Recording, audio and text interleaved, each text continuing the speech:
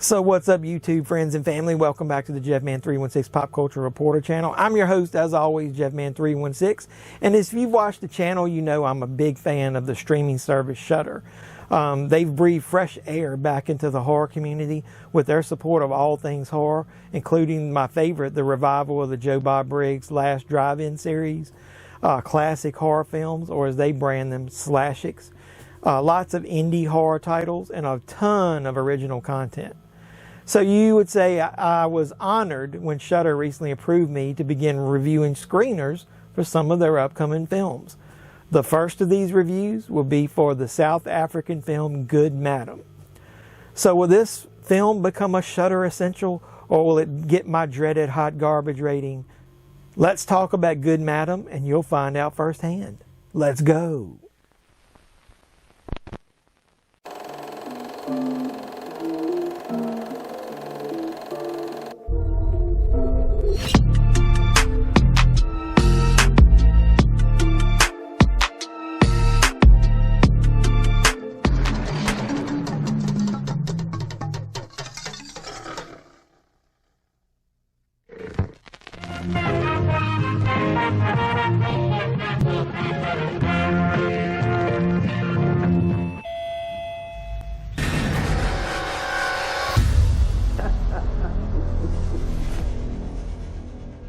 So Good Madam was directed by Jenna Cato Bass and stars the main cast that you'll see listed on the screen. I do not want to be disrespectful to the actors by mispronouncing their names, but I will refer to them by their characters' names throughout this review. So before watching this movie, I did do a little bit of research about the history of the making of the film, and I was very intrigued by at least two facts, and I'm going to let you know both of those here before we start. The film was written by upwards of 12 people. It seems almost everybody involved in the making of the film had their hands in writing parts. I also discovered that a lot of the dialogue was improvised. And based on how much dialogue is contained in a couple of key scenes, this is both a good and a bad thing. More on that fact later. The film involves a young woman named Ceedie and her daughter, who are forced to move in with her estranged mother named Mavis. The main problem is Mavis is a live-in domestic worker who cares obsessively for her catatonic white madam. As Ceedie tries to regain some control of her life, the ominous presence of the madam begins to take control of their entire family in more ways than one. I obviously had to watch this movie with the subtitles turned on because a lot of the dialogue is in their native spoken tongue. Subtitles are usually a turnoff for me if you watch this channel because I always tell people I'm a very visual person. But I will say that the movie does have some English dialogue, specifically in scenes involving Ceedie and her daughter. I mirrored this movie from my phone to my television because that was the only way I could watch the screener.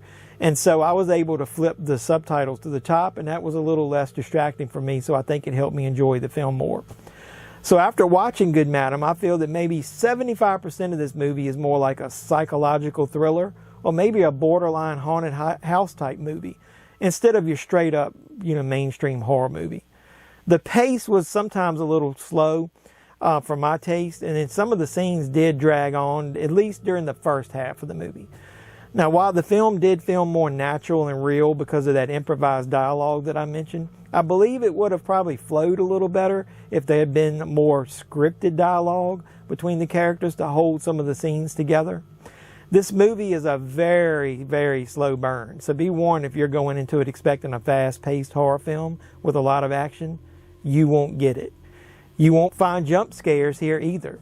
This movie, though, is filled with emotional tension. The pacing is methodical, and the camera often lingers on objects in the home or the acts being performed by the characters, like washing dishes, scrubbing floors, even brushing their teeth. I personally believe, though, that this camera lingering on certain shots was done to show how meticulous the chores are, and that how important that they are treated by someone who's caught up in this world of domestic service for their whole life. The creators wanted you to know and actually feel the level of servitude being performed by Mavis, even though her madam was unable to speak and give her direct orders. It was ingrained in her psyche at this point. So much so that we don't even see the madam for a majority of the movie, but Mavis is consistent with her chores as if she's being consistently watched by the madam. The madam is actually bedridden for the entire movie and is only referenced in conversations most of the time. But trust me, her presence is always felt in the film by every main character. The tension slowly builds until things actually explode in that final act. While the ending is very good and contains some of the most tense scenes in the movie, I do think my favorite scene came earlier on when Ceedie is brushing her teeth while watching herself in the mirror. I couldn't believe with some of the things I've seen. The imagery in this scene is extremely powerful and was easily the most eerie scene in the entire film. I love that part. I also feel that the final act is what could be considered close to mainstream horror. And it actually contains an over-the-top moment that I'm not going to spoil, but I will admit it, I was not expecting it at all. So I personally overall like this movie, but it would probably not be a film that I'm going to revisit very often because of how slow it is. While I do think that the themes presented here are extremely powerful, and the film does deserve a lot of respect for the way it weaves social commentary into the plot, I do see where this is not going to be an easy watch for most casual horror film fans. For this reason alone, I'm going to go ahead and just give this a thumbs up, 2 thumbs up, instead of my own fire rating that I give my most favorite films. If you have Shudder and you like slow burn, psychological horror movies, this is probably going to be the movie for you. If you're more of a mainstream horror fan, I think you're going to be very disappointed in what you see here. If this film sounds interesting to you, though, Good Madam will be available to stream on the Shudder service starting July 14th, based on the latest information that I found before recording this review. And on a final note, I'm going to admit that my history of the treatment of domestic laborers during and after apartheid in South Africa was very limited. After watching this film, though, I studied a little bit more about their struggles and the actual relationships between the domestic servants and their employers. If you're ignorant about this subject like I was going into the movie, I suggest that maybe you read a little bit about how parasitic this relationship still is today.